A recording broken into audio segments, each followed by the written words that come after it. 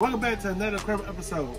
Today I'm going to be showing you how to make swamp water. It's a fun drink to make for the summertime. Let's get started.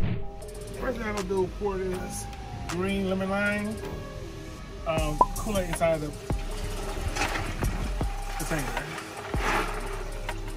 This for a large party. You can add too much to your mix. But my favorite drinks to add to this is Bacardi Limon. I'll probably use half of this.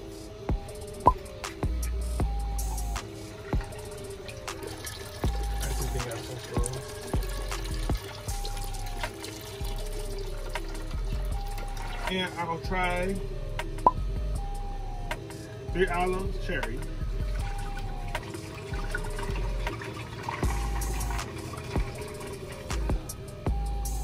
One time favorite, Bacardi Dragonberry. This will be hitting it real good.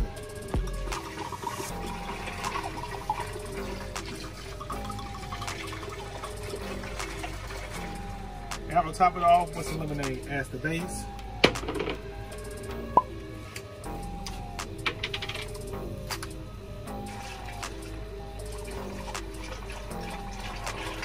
I have that.